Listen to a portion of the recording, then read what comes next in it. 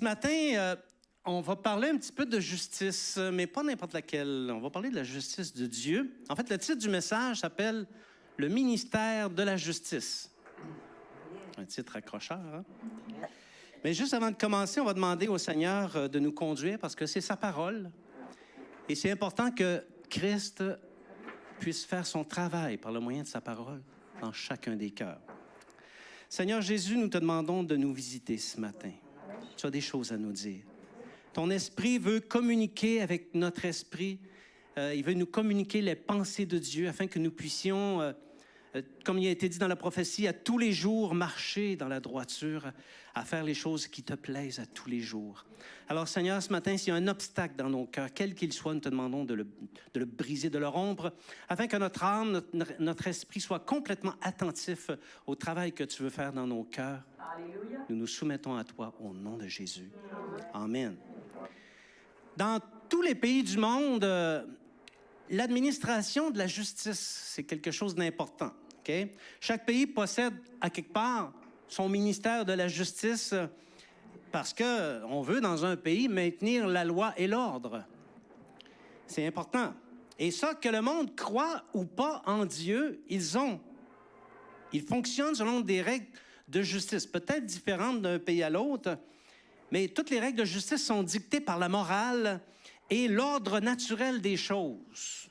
Hein? Quand on regarde la façon dont ça se comporte dans les différents pays, il y a la gestion d'une justice. Et tous les peuples, tous les gens du peuple sont soumis à cette administration, à ce ministère de la justice. Parfois, quand les règles du ministère de la justice sont bafouées, quand il y a de l'ingérence, ça soulève des scandales et ça fait les choux gras des journaux. Un peu comme ce qu'on a vécu nous-mêmes dans notre pays. Hein? Toutefois, bien avant que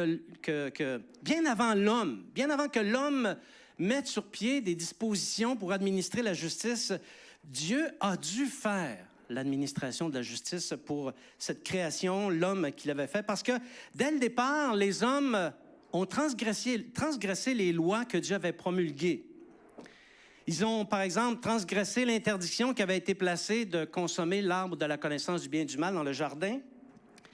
Ils ont multiplié la violence et les meurtres au temps de sa patience, avant le déluge. Et quand vous lisez le livre de la Genèse, puis que vous passez au travers du livre de la Genèse, souvenez-vous qu'il y avait une grande violence. Et souvenez-vous que ce n'est pas 10 ans, tout près de 2000 ans, entre le moment de la création et le moment du déluge. Mais il a fallu que Dieu gère toutes ces transgressions qui ont dû être corrigées par le déluge. Après le déluge, les hommes ont quand même, ils se sont calmés un peu. Ils ont compris que Dieu, c'était pas eux. Mais ils ont repris le chemin du mal et du péché, peut-être avec moins d'envergure. Et Dieu, dans son amour, parce qu'on voit ça, on voit l'amour de Dieu, a fait preuve de miséricorde. Et au temps marqué, il a donné la loi à un peuple qui s'était choisi. Et cette loi-là avait pour objectif d'atteindre toutes les nations de la terre. Si Israël avait été obéissant, aujourd'hui, on serait sous l'emprise de la loi. Mais Israël ne s'est pas montré obéissant et Dieu a dû administrer aussi sa justice. La loi administrait la justice de Dieu, notamment en condamnant les offenses. C'est écrit dans la loi que tu ne dois pas faire telle chose. Si tu le fais, il faut administrer ton offense, ta transgression, pour faire justice à Dieu. Okay? Le peuple d'Israël s'est montré rébarbatif à cette loi-là. Et Dieu n'a pas pu réaliser la promesse faite à Abraham d'atteindre toutes les nations. Donc, dans son administration de la justice, il a pensé à un autre plan. Il voulait mettre sur pied son ministère de la justice qui passe obligatoirement par la réconciliation des hommes avec Dieu par le moyen du pardon des offenses. Et quand tu es responsable d'un grand département de la justice comme celui de Dieu, ça prend un plan à hauteur, okay, pour faire la transaction et la gestion des transgressions. Donc, le ministre responsable de l'administration de cette justice est Christ lui-même. Et c'est lui qui fait fonctionner le ministère de la justice par le biais de l'offrande juste faite à Dieu, l'offrande en sacrifice de sa propre vie. C'est ça le centre maintenant du ministère de la justice de Dieu, tel qu'il est écrit dans 2 Corinthiens chapitre 3, verset 9, que je vous invite à lire avec moi. OK. 2 Corinthiens chapitre 3, verset 9. Si le ministère de la condamnation, c'est la loi, a été glorieux, le ministère de la justice est beaucoup supérieur en gloire. C'est intéressant de voir ces expressions-là dans la Bible. Hein? Moi, ça m'accroche toujours, puis je vois que Dieu sait de quoi il parle. 2 Corinthiens, un peu plus loin, 2 Corinthiens chapitre 5, versets 17 à 21. On voit comment le ministère de la justice opère en 2 Corinthiens chapitre 5, versets 17 à 21. Si quelqu'un est en Christ, il est une nouvelle créature. Les choses anciennes sont passées, voici, toutes choses sont devenues nouvelles. Et tout cela vient de Dieu qui nous a réconciliés avec lui par Christ et qui nous a donné le ministère de la réconciliation. Car Dieu était en Christ, réconciliant le monde avec lui-même, en n'imputant point aux hommes leurs offenses, et il a mis en nous la parole de la réconciliation.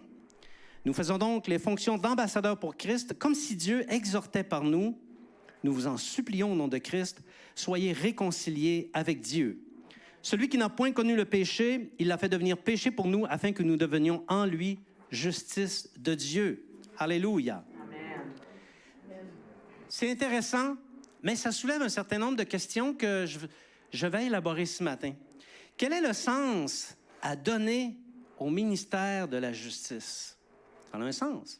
C'est important de le comprendre. En quoi la justice des réconciliés se reconnaît-elle? Parce que dans le monde, il y en a de la justice. Un peu. Mais ceux qui sont réconciliés, quelle sorte de justice pratiquent-ils?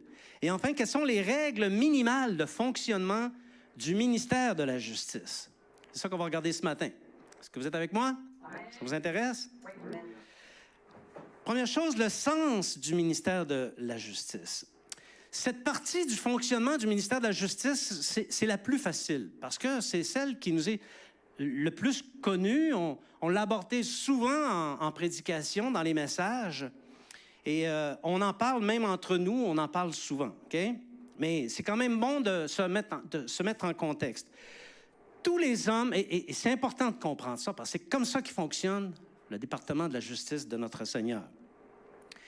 Tous les hommes de toute race, de toute langue, de toute nation et de toute génération sont perdus parce que tous les hommes ont péché et ont besoin d'être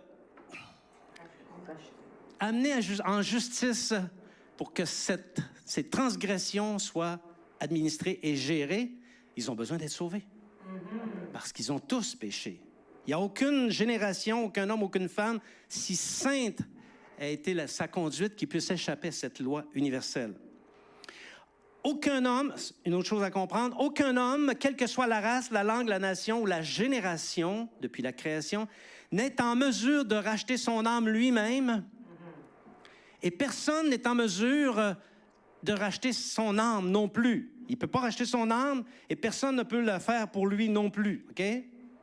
Autre chose importante à comprendre, ceux qui m'écoutent ici, ceux qui m'écoutent à distance, important de comprendre. Ceux qui m'écoutent en différé, aucune œuvre, aucun acte de bienveillance ou de bienfaisance, aucune somme d'argent faite à Dieu ou aux pauvres, aucune souffrance, aucune privation, aucun sacrifice, pas même celui de sa propre vie, même pas le fait de mourir parce que j'ai commis des péchés, ne pourra jamais racheter l'âme de l'homme, ne pourra jamais racheter mon âme. C'est quand même du sérieux. Et ça demande un traitement spectaculaire. Aucune créature, ni dans le ciel, ni sur la terre, ni sous la terre, ni dans la mer, ne peut ni ne pourra jamais être en mesure de sauver une seule âme. Qui dit créature dit impossibilité de se sauver ou de sauver quelqu'un d'autre. Alors, dans ta relation ou dans la gestion de ta religion, qu'importe quelle qu'elle soit, si c'est une créature qui gère tes offenses, t'es mal barré. Si tu penses que ça va t'emmener au ciel, ça va t'emmener directement en enfer parce qu'aucune créature ne peut traiter la gestion des offenses. Pense à ça dans ta religion, OK? Et ça, c'est important de comprendre ces vérités que je viens de dire. C'est très important parce qu'il y a tellement de mensonges à ce sujet. C'est le vrai Babylone. C'est une vraie Babylonie, c'est une vraie tour de Babel. Hein, quand Dieu a confondu les langues, les hommes ne se comprenaient plus les uns les autres. C'est une vraie tour de Babel. Mais c'est pareil, le diable a emmené toutes sortes de mensonges qui ont l'air vrais. Mais c'est des mensonges. Et le but ultime, c'est d'empêcher de bénéficier de la justice de Christ, la justice de Dieu. Okay? Ainsi donc, il n'y a que Jésus seul qui peut effacer les péchés et obtenir pour nous auprès du Père la grâce du salut et par la suite la faveur de Dieu. Que Jésus, personne d'autre. Si je suis musulman, Régent, qui peut me sauver? Jésus. Amen. Si je suis un hindou, qui peut me sauver, Régent? Jésus. Amen. Si je suis un athée, qui peut me sauver? Jésus. Puis c'est bon, pose-les plus les questions, ça va tout le temps revenir à Jésus. OK? Parce qu'il y a Jésus seul qui peut sauver. Dans Actes, chapitre 4, verset 12, c'est le sens du propos de l'apôtre Pierre. L'apôtre Pierre parlait à la foule et l'apôtre Pierre a dit une vérité qui est une vérité pour nous également aujourd'hui. Actes, chapitre 4, verset 12. « Il n'y a de salut en aucun autre, car il n'y a sous le ciel aucun autre nom qui a été donné parmi les hommes par lequel nous devions être sauvés. » C'est-tu assez clair? Moi, j'aime ça quand la Bible est claire comme ça. Tu sais, des fois, tu lis des passages, tu dis, qu'est-ce qu'il veut dire? Là, tu te grattes la tête, puis tu n'as pas la réponse tout de suite nécessairement. Dans ce temps-là, tu appelles le régent ou quelqu'un de l'Église. Mais quand c'est clair comme ça, c'est plaisant. Jésus et Jésus seul peut sauver les hommes. Si quelqu'un te parle d'un autre moyen, ou tu parles à quelqu'un, puis il te parle d'un autre moyen, ramène-le à Jésus, parce qu'il y a seulement Jésus qui peut sauver les hommes. Or, les hommes de toute race, de toute langue, de toute nation et de toute génération ont inventé des religions. Puis les religions, il ne faut pas chercher midi à 14 heures, hein, c'est uniquement pour être capable d'être sauvé, puis d'aller au ciel, avoir le paradis à la fin de nos jours. Même dans le christianisme, il y a des religions abominables qui ont été inventées avec tout un catalogue de pseudo-sauveurs dont la très grande majorité des rues de la province ont été baptisées. Okay? Donc, un catalogue complet et l'unique but de ces pseudo-sauveurs, c'est d'essayer d'être agréable à Dieu. Mais même quand tu fais ça, même quand tu t'adresses à un pseudo-sauveur qui fait partie de ce catalogue-là, il ne peut racheter ton âme. Parce qu'il n'y a que Jésus et Jésus seul qui peut racheter ton âme. Il n'y a de salut en aucun autre. Alors, quand bien même tu voudrais être agréable à Dieu, tu voudrais chercher à mener une bonne vie, faire des œuvres, donner, tu ne pourras jamais racheter ton âme, à moins que Jésus la rachète, ton âme. Et Jésus veut le faire. Mais si Jésus ne le fait pas, le péché continue à peser sur tes épaules et tu devras en répondre devant Dieu. Mais si tu fais la paix avec Jésus, tu crois en Jésus, tout ça, ça s'en va et on va parler des conséquences tout à l'heure. Des ténèbres à la lumière. Okay, on est encore dans le sens là, du ministère de la Justice. Nous passons des ténèbres à la lumière. Quiconque se tourne vers Jésus et vers la croix pour obtenir le pardon de ses péchés est automatiquement pardonné de toutes ses fautes, quelles qu'elles aient été, de toutes ses offenses. C'est assez spécial. Et c'est gratuit, ça ne coûte rien. Jésus a pardonné tous mes péchés. Jésus a pardonné tous tes péchés. Et ça ne t'a rien coûté. Tu n'as pas déboursé rien de ton portefeuille pour obtenir le pardon. Jésus l'a payé à la croix. Ça, c'est la justice de Dieu. Il prend qu'un Dieu grand pour faire des choses comme ça. Celui qui croit en Jésus est libéré des choses infâmes, des idoles infâmes, parce que tous les hommes ont des idoles, même les athées. Et il passe des puissances des ténèbres à laquelle il est assujetti, il est sous l'empire. Il passe de cette puissance à l'admirable lumière de Dieu. Et l'admirable lumière de Dieu change tout. Tu vois des choses qu'avant tu ne voyais pas. Tu comprends des choses qu'avant tu ne comprenais pas. De la même manière que Dieu a dit au premier jour de la création, il a dit que la lumière soit, et alors la lumière s'est mise à briller au sein des ténèbres qui enveloppaient la terre. Mais c'est la même chose pour le croyant. Quand le Saint-Esprit convainc de péché, de justice et de jugement et que le croyant se tourne vers Jésus, il passe des ténèbres et la lumière de Jésus vient enrober son cœur. Et là, il voit des choses qu'il ne voyait pas avant, OK? Et des suites de l'appel, Dieu fait luire dans le cœur des croyants la connaissance de la gloire de Dieu que je ne connaissais pas avant. Mais il remplit le cœur des croyants de la connaissance de la gloire de Dieu en la personne de Jésus. Et ensuite, cette lumière qui habite dans le cœur est une lumière jalouse. Elle ne peut cohabiter avec une autre source. Elle ne peut cohabiter avec un autre faux Dieu. C'est pour ça que quand tu viens au Seigneur Jésus, tu dois fuir l'idolâtrie sous toutes ses formes. C'est facile pour nous de dire dans les pays en sous-développement, là, il y en a toutes sortes d'idoles. Ils sont-tu mêlés un peu? Il y en a autant ici dans notre pays qu'il y en a l'autre bord. OK? C'est juste qu'ils n'ont pas le même nom, ils n'ont pas la même forme, ils ne sont peut-être pas aussi attirants à nos yeux. Mais tous les hommes ont des idoles et on va en parler encore un petit peu tout à l'heure de l'idolâtrie. OK? Donc, cette lumière-là met tout en lumière. Alléluia. Jésus est en nous. Et ça aussi, c'est une chose qu'il faut comprendre. C'est Jésus en personne qui vit dans le cœur de ceux et celles qui l'ont reconnu comme Seigneur et Sauveur. Alléluia. Si tu as reconnu Seigneur Jésus comme Seigneur et Sauveur, il est dans ton cœur.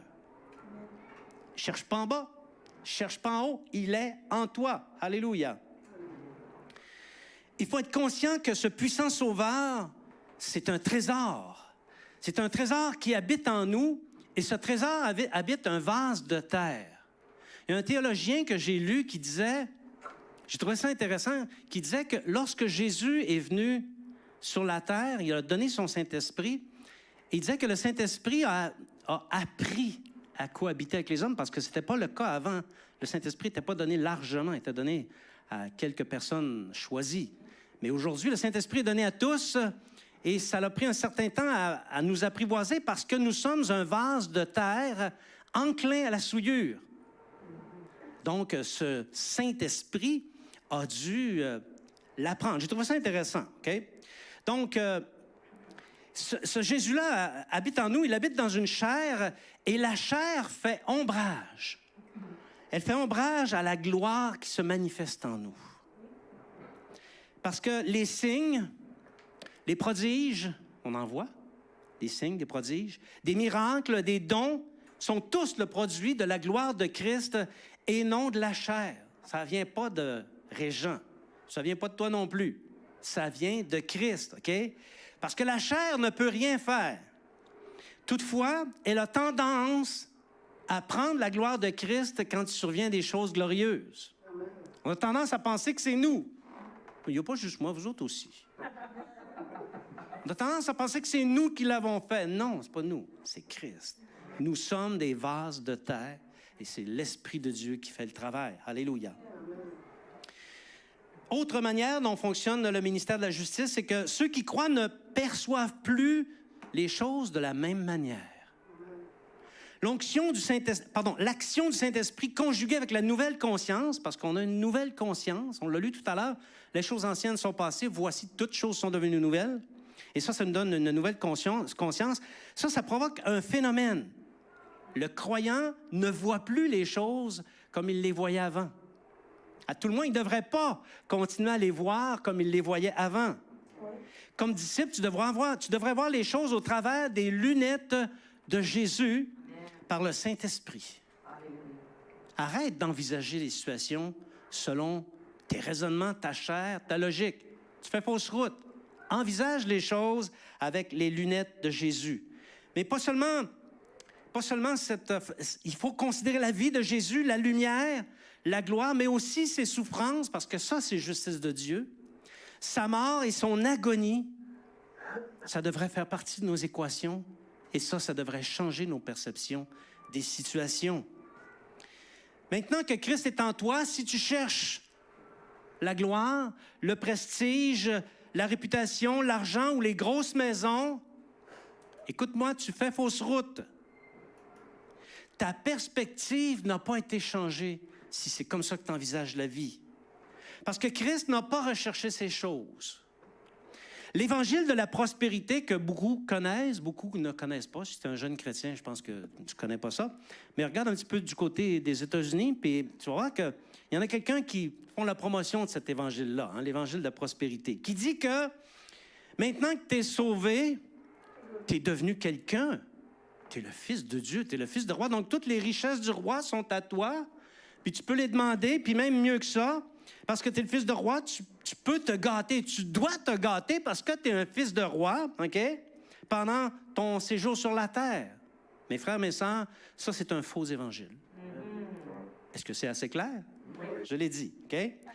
Le vrai évangile, c'est le renoncement, l'humilité et le dépouillement au milieu de la grâce de Dieu telle qu'elle se répand dans ma vie. Oui, le Seigneur Jésus va bénir. Oui, il va faire manifester sa grâce, mais comme une conséquence qui ne vient pas de toi, qui vient de Dieu. On s'entend? Oh, il y a un petit amen là-dessus. Est-ce qu'on s'entend? Ah, ça, c'est un amen convaincant, OK? Ainsi, dans le monde, tu es un étranger. Dans ce monde, tu habites une tente. Dans ce monde qui devrait être comme un pays étranger, tu fais office d'ambassadeur. C'est ça les bases du ministère de la Justice. Tel qu'il est écrit dans 1 Jean chapitre 2, versets 15 à 17. 1 Jean chapitre 2, versets 15 à 17.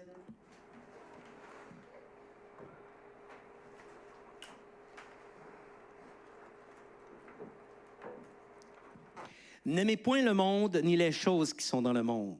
Si quelqu'un aime le monde, l'amour du Père n'est point en lui. Car tout ce qui est dans le monde, la convoitise de la chair, la convoitise des yeux et l'orgueil de la vie, ne vient point du Père, mais vient du monde. Et le monde passe et sa convoitise aussi, mais celui qui fait la volonté de Dieu demeure éternellement. Amen. Ton cœur devra avoir les yeux à la même place que Jésus a les siens. Et ainsi, tu vas bénéficier de sa grâce et tu vas éviter toute cette convoitise. Tu ne te mettras pas à aimer le monde.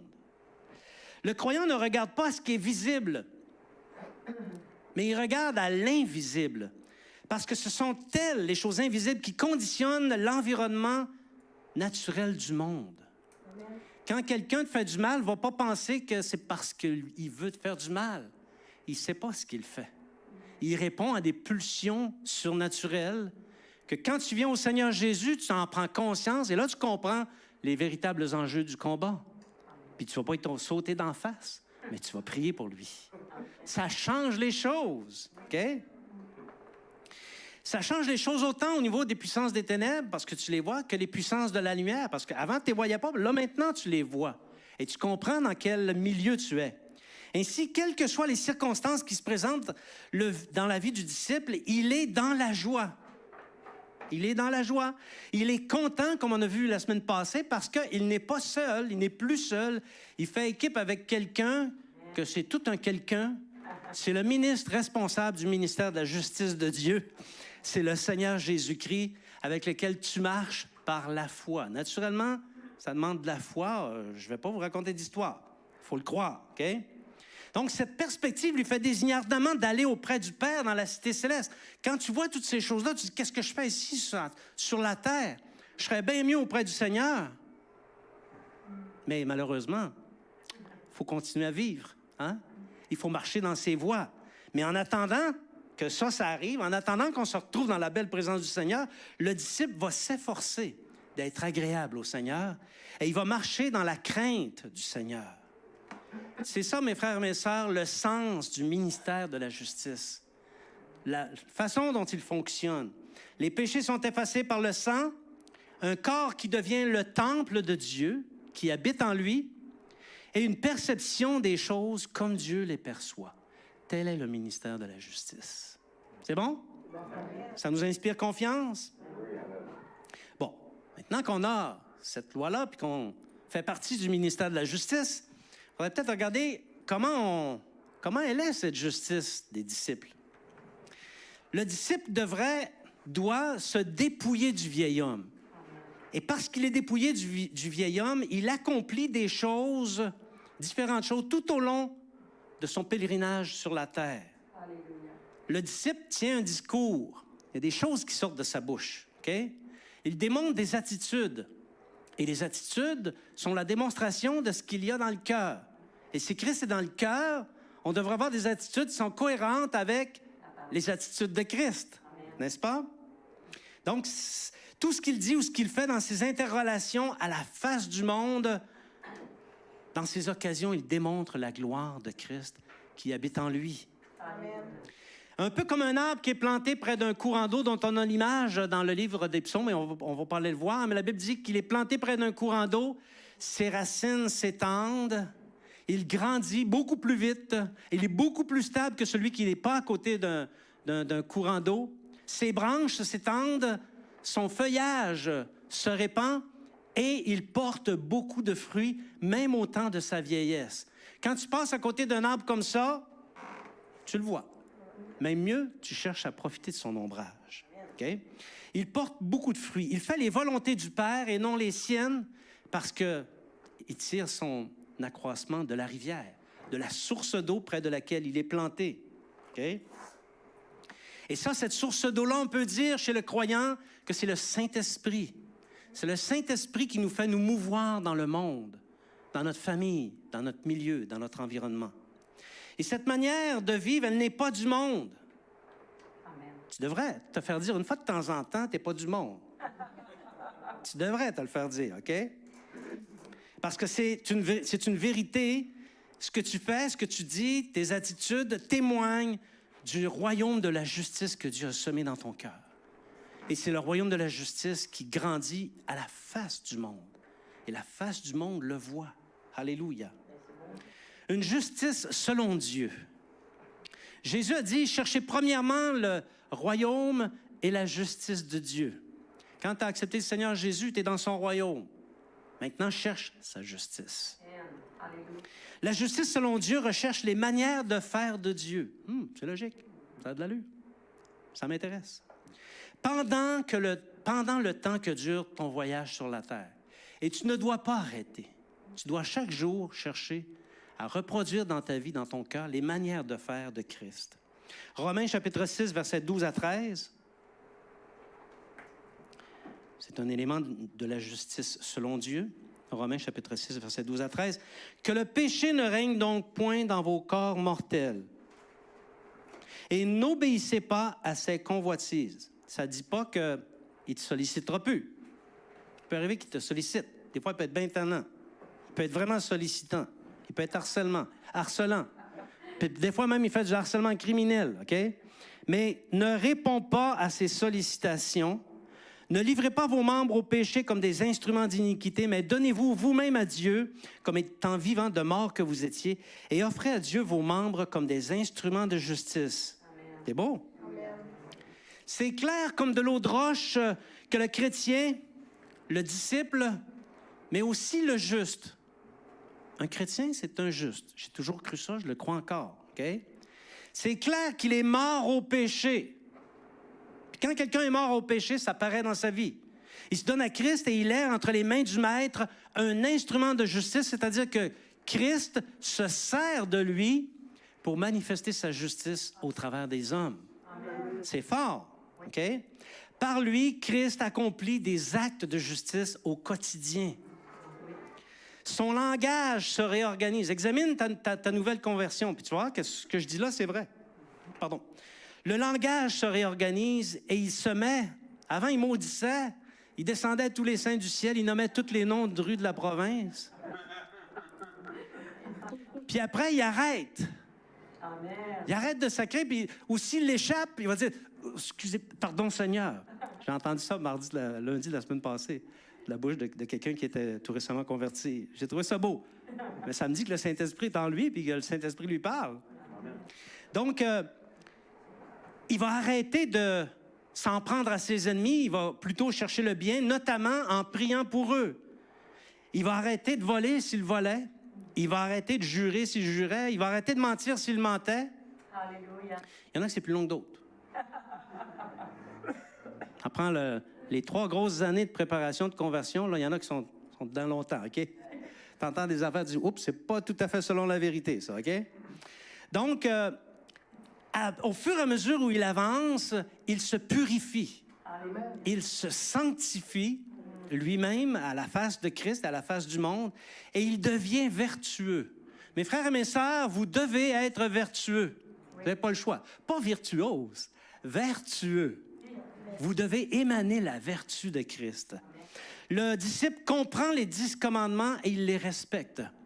Il apprend à comprendre les commandements de Jésus parce que Jésus a donné beaucoup de commandements et il apprend à les pratiquer. Ça devient des normes de vie. Il les met en pratique et ce faisant, il accomplit la justice de Dieu. Alléluia. Rien de compliqué, mais c'est le produit d'une décision.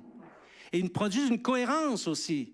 J'ai donné ma vie à Jésus. Il a donné sa vie pour moi, je lui ai donné ma vie, maintenant je lui appartiens. J'accepte de faire les choses comme il veut que je les fasse. Je l'accepte. Ça devrait pas être, on ne devrait pas avoir des phases de mi-carême là-dessus, on devrait être joyeux. On devrait être content de faire les œuvres de Dieu et d'accomplir la justice de Dieu. Maintenant, 2 petits avertissements. Ayant dit ce que je viens de dire, 2 petits avertissements, OK? Il faut, comme dans le ministère de la justice, il faut fuir le pharisianisme. La pratique persévérante de la justice peut provoquer un effet pervers si le croyant ne se met pas en garde contre lui-même. Il peut en arriver à devenir religieux. Vous m'entendez souvent parler comme ça et je ne suis pas le seul. On peut devenir religieux. Les élans de zèle de son cœur peuvent en arriver à disparaître pour ne laisser place qu'à des réflexes conditionnés. À force de pratiquer la justice, t'en viens qu'à ne plus le faire avec des sentiments, tes premiers sentiments qui étaient des sentiments d'amour, mais tu le fais par automatisme. Oui, tu es dans la justice, mais non, ton cœur n'y est plus parce que ce sont que des réflexes conditionnés qu'on voit chez toi. Okay? C'est précisément l'avertissement que le Maître a donné à l'Église d'Éphèse. Tu as perdu ton premier amour. Mon frère et ma sœur, pratique la justice de Christ, mais dans l'amour de Christ. Alléluia. Les églises résistent très mal à l'usure du temps. Et je ne me fais pas d'illusions. Même nous, on va résister difficilement. Il va falloir qu'on fasse preuve d'un grand zèle et d'un grand amour envers Christ pour résister à cette usure qui fait en sorte que les codes en viennent à prendre la place des intentions. Les règles, les lois, les rites et tous les automatismes de genre font converger la justice vers la lettre et non pas vers le cœur, pas vers l'esprit, vers la lettre. Et la Bible dit que la lettre tue, mais l'esprit vivifie. Vous comprenez ça? C'est pourquoi aujourd'hui on entend des voix dans les églises qui disent que les disciples doivent redevenir intentionnels. Je pense que j'en ai même parlé une fois. Il faut qu'on redevienne intentionnel. Intentionnel avec le Seigneur. J'ai l'intention, la ferme intention de plaire au Seigneur avec mes frères et mes sœurs, OK? Avec les autorités, avec les gens du dehors, avec la famille. J'ai l'intention et cette intention est permanente et elle est animée par l'Esprit du Seigneur. Pas l'intention d'appliquer la règle, mais l'intention de vivre la grâce du Seigneur et la communiquer par cette justice que je pratique. Voilà la volonté du Seigneur. Alléluia. Si le croyant ne se repent pas de l'affadissement de son cœur envers Jésus, il commettra des injustices parce que la justice dépourvue de miséricorde et de fidélité condamne des innocents. Et c'est pour ça que dans les églises, on voit des personnes qui sont innocentes et qui sont condamnées. Mais que le Seigneur, puisse le Seigneur nous garder de ça. Vous comprenez? Il faut que votre cœur soit toujours orienté sur l'amour de Christ. Autre chose qu'on doit dire, j'en parle souvent aussi, mais les faux ministres. Dans ce beau département de la justice de Dieu, il se trouve de nombreux serviteurs qui marchent dans l'amour de Dieu, authentique et véritable. Des serviteurs qui aiment l'Église, qui aiment le Seigneur, qui aiment les disciples authentiquement. Ils aiment les brebis et ils se soucient des brebis. Ce ne sont pas des mercenaires. Et ces personnes-là font un travail extraordinaire dans le royaume de Dieu. Mais c'est assez rare de nos jours, même dans le passé, c'était comme ça aussi, où ces serviteurs de la parole ne soient pas contrariés par des faux ministres de justice. Des gens qui prétendent, mais qui ne le sont pas. Il y en a eu, comme je le disais, depuis le début de l'Église, et chaque génération, chaque assemblée a son lot de faux. Laisse-moi à peu près 3 mois dans une église, je vais être capable de dire qui est vrai, qui est faux. C'est aux fruits qu'on les reconnaît. OK? Donc, quand ce n'est pas des faux frères, c'est des faux prophètes. Quand ce n'est pas des faux prophètes, c'est des faux ministres. Quand ce n'est pas des faux ministres, c'est des faux bergers. Et des faux ci et des faux ça. Leur spécialité, les faux, c'est simple. Diminuer, porter atteinte à l'intégrité, semer le doute sur les vrais ministres de la justice que le Seigneur envoie de sa propre autorité. 2 Corinthiens, chapitre 11, versets 13 à 15. Les Corinthiens avaient des faux ministres parmi eux. Ils portaient atteinte à l'intégrité de l'apôtre Paul, qui pourtant était le fondateur de l'Église de Corinthe. Alors voici ce qu'il dit dans 2 Corinthiens, chapitre 11, versets 13 à 15. « Ces hommes-là sont de faux apôtres, des ouvriers trompeurs, déguisés en apôtres de Christ. Et cela n'est pas étonnant, puisque Satan lui-même se déguise en ange de lumière. Il n'est donc pas étrange que ces ministres aussi se déguisent en ministres de justice. Leur fin sera selon leurs œuvres. » On a ici une application de la loi Draxo, que vous connaissez tous. Dieu rendra chacun selon ses œuvres. Dieu rendra chacun selon ses œuvres. Donc, voici ce qui est dit. Des anges de lumière dans l'Église. Ils sont loin d'être des saints, mais ils brillent de lumière, OK? C'est parce qu'ils sont déguisés. Et Jésus, comme je l'ai dit tout à l'heure, a dit qu'on les reconnaîtrait à leurs fruits. Ils ne portent pas de fruits. Ils parlent de justice, mais ne portent aucun fruit de la justice. Ils parlent fort, parfois ils sont articulés, ils connaissent la Bible, mais ils ne connaissent pas Christ et ils ne sont pas animés par le Saint-Esprit. Ils mettent leur opinion en avant-plan et en prétendant à la sagesse de Dieu, puis quand tu les écoutes, il y a une certaine logique, sagesse d'homme, OK? Mais l'Esprit de Dieu n'est pas derrière. Puis leur intention, c'est d'abaisser les vrais ministres de justice. Ils sont envoyés par le malin, c'est pas compliqué. Ils sont envoyés par le malin. Pensez-vous que le malin a intérêt à ce que l'Église se développe et qu'elle grandisse? Pas du tout. S'il était capable de la mettre à terre, il le ferait. Il ne sera pas capable parce que la Bible dit que les portes du séjour des morts ne prévaudront point contre elle. Alléluia. Voyez-vous, Jacques nous met en garde contre ça dans Jacques, chapitre 3, versets 14 à 16. Jacques, chapitre 3, versets 14 à 16. « Mais si vous avez dans votre cœur un zèle amer et un esprit de dispute, ne vous glorifiez pas et ne mentez pas contre la vérité. Cette sagesse n'est point celle qui vient d'en haut, mais elle est terrestre, charnelle, diabolique. Car là où il y a un zèle amer et un esprit de dispute, il y a du désordre et toutes sortes de mauvaises actions. Il y a perturbation de l'administration de la justice. » Très souvent, mes frères et mes sœurs, je dois vous dire ceci, c'est une vérité. Très souvent, les faux ministres entretiennent des ascendances importantes sur des disciples bien intentionnés et ils les gardent sous une emprise qui les empêche de plaire à Christ. S'il se trouve un faux ministre dans ton entourage, s'il te plaît, répudie-le, tu as le droit. Tu n'as pas le droit de répudier ta femme ou ton mari, mais tu as le droit de répudier les faux ministres de la justice. Détache-toi sans tarder. C'est une question de temps avant qu'ils ne te détruisent. Oui. Oh, Jésus. Le ministère de la justice a des règles minimales dans lesquelles il fonctionne. OK? La justice de Dieu est efficace, mais elle utilise des instruments que sont nos propres personnes mises en service par Christ et par lesquelles il accomplit toutes sortes de choses par la suite. Je vais vous raconter une histoire. Une histoire d'une madame qui s'appelle Paulina. Elle s'appelle Paulina et non pas Paulina. Elle s'appelle Paulina. Okay? C'est une madame du Mexique. C'est une femme qui était de la religion catholique et qui a été renversée par un autobus. Lequel a gagné, vous pensez? C'est l'autobus qui a gagné. Elle est morte. Elle a été transférée à la morgue. Et pendant que... elle raconte son histoire. Elle est revenue à la vie. Elle raconte son histoire. Vous savez, ces expériences-là, c'est important.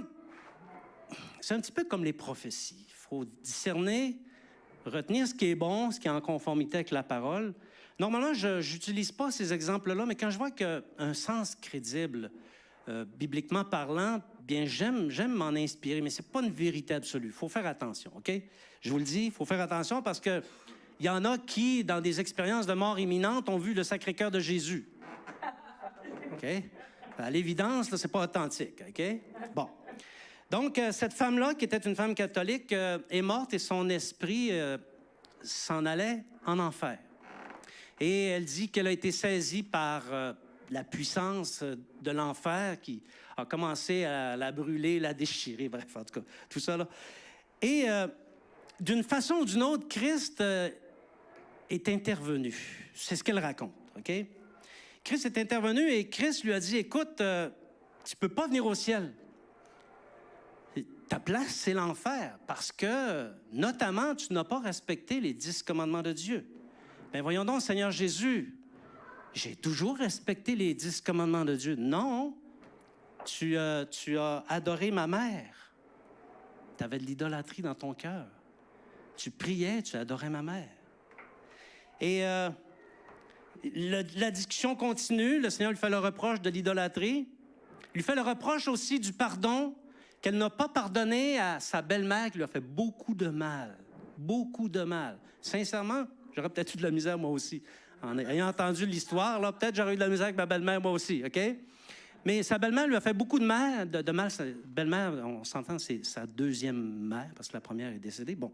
Donc, sa deuxième mère lui a fait beaucoup de mal et elle ne lui a pas pardonné. Et Jésus lui a dit, écoute, si tu n'as pas pardonné, je ne peux pas, moi non plus, te pardonner. Il faut qu'on pardonne, mes frères et mes sœurs, authentiquement de tout notre cœur. Et le Seigneur, après avoir discuté avec elle, a autorisé qu'elle revienne dans son corps. Et le Seigneur lui a dit, je te retourne dans ton corps, mais il y a une chose. Il faut que tu gagnes des couronnes. Ben oui, mais Seigneur, comment on fait pour gagner des couronnes? Ben c'est bien simple. Témoigne de mon sacrifice. Témoigne du nom du Seigneur Jésus, afin que d'autres se convertissent, parce que c'est pour ça que je suis venu sur la terre. Voyez, il y a des affaires quand même qui sont conformes. J'ai reconnu beaucoup d'éléments du message que j'ai fait en attendant le Maître. Il y a beaucoup d'éléments de ce message-là qui sont repris.